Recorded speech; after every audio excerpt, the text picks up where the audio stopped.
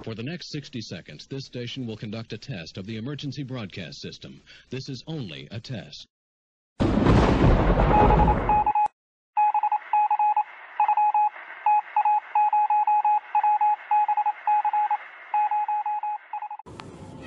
Ayan, ito po ngayon i-install natin po yung homemade 3-element Yagi antenna at titestingin po natin siya sa UHF band.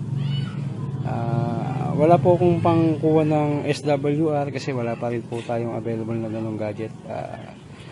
Gusto ko lang subukan, pwede rin tayo mag homebrew ng antenna for experimentation.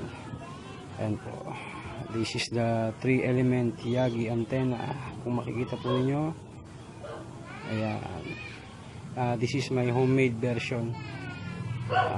Yung kanyang mga elements po halos identical naman po ang sukat niya. So ilalagay natin siya sa kawayan para maging base stand niya. So ayan po ang diameter niya. I-check na lang po at subukan nating makakolap sa ating mga member sa Inspire. Ayan.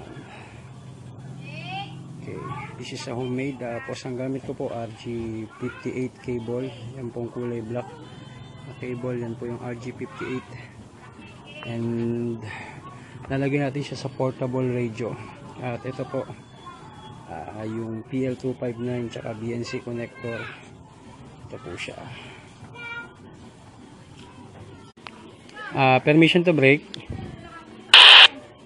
Alpha 6 Delta 41.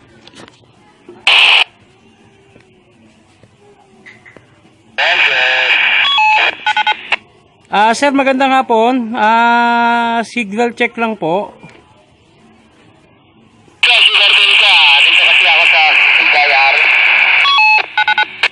Copy sir, exact location mo lang sir, exact location lang po.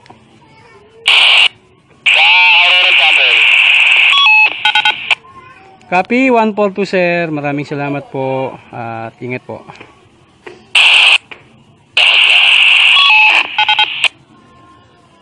Ayan, ito si Alpha 6, nandiyon siya sa Aurora Chapel. Likewise, yung pong 3-element Yagi antenna, ayan po siya, tinest po natin.